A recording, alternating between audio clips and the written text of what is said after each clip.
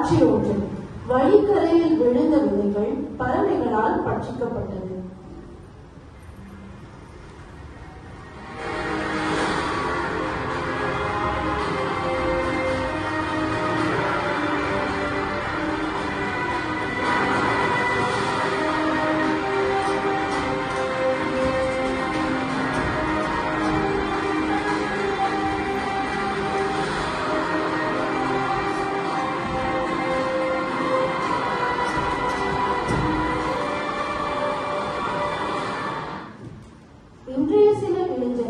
தேவனுடைய வார்த்தையை கேட்கிறார்கள், ஆனால் உடனே அதை மறந்து விடுகிறார்கள்.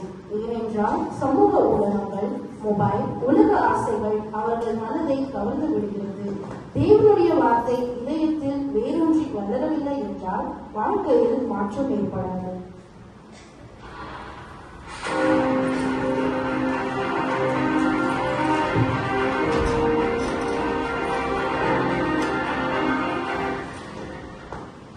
காட்சி 2. பாறை மேல் விழுந்த விதைகள். மண் ஆழமாய் இராததினால் அது சீக்கிரமாய் முளைத்து வெயில் தாக்கத்தினால் தீர்ந்து போய் வேறில்லாமல் உலர்ந்து போயிற்று.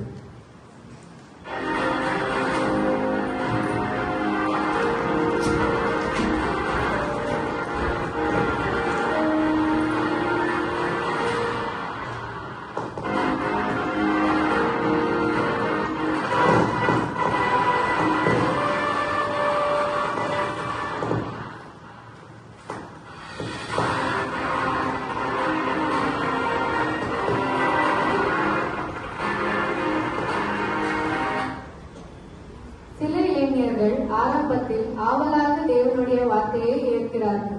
ஆனாலும் சிரமம் வந்தால் நம்பிக்கை விட்டு விடுகிறார்கள்.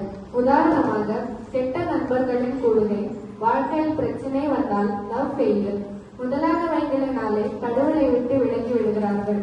முதலாவது நம்பிக்கை ஆழமாக வேரூன்ற வேண்டும். அப்பொழுதுதான் சோதனைகள் வந்தாலும் நிலைத்திருக்க முடியும்.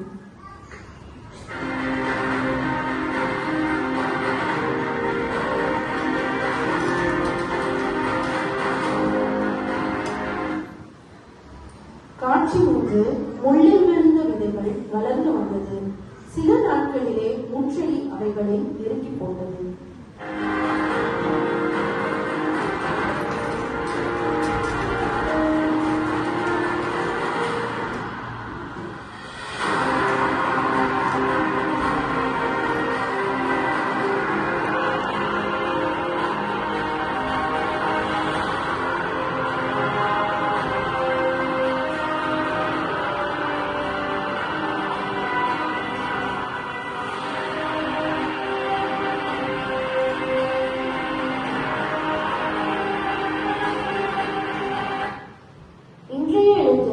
முதலாவது உலகத்தின் ஆசைகள், புகழ், பணம், விருப்பங்கள் இவைகள் எல்லாவற்றையும் நிமித்தம் தேவனுடைய வார்த்தையை உட்கொள்ளாதபடிக்கு மூடிவிடுகிறது.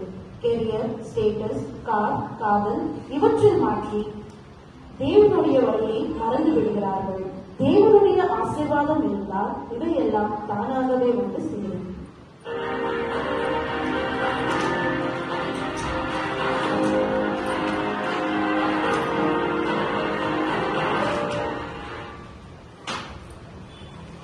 காட்சி 4. நல்ல நிலத்தில் விழுந்த விதைகள்.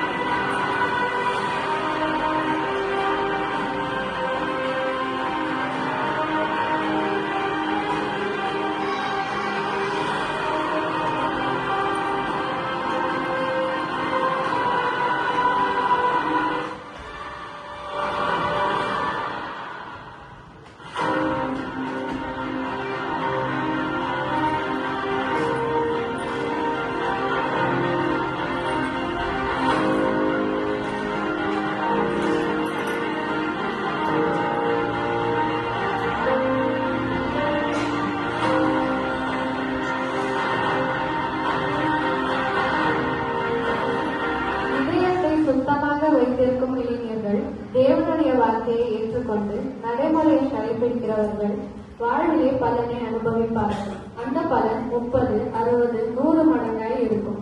தேவனுடைய வார்த்தை நம்மை வளர்க்கும் மற்றும் ஆசீர்வதிக்கும்.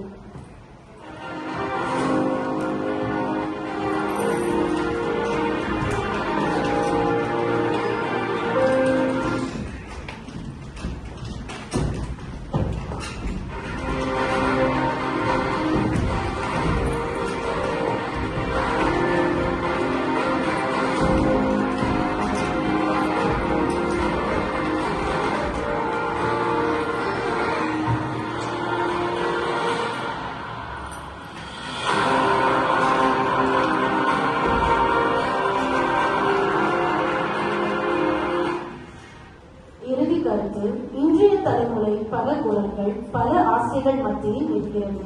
ஆனால் யார் தேவனுடைய வார்த்தையை இதயத்தில் வேரூன்றி விடுகிறார்களோ அவர்கள் மட்டுமே உண்மையான பலன்களை காண்பார்கள். இளைஞரே, நீ நல்ல நிலமாக இரு, அப்பொழுது உன் வாழ்க்கை பலனை தரும்.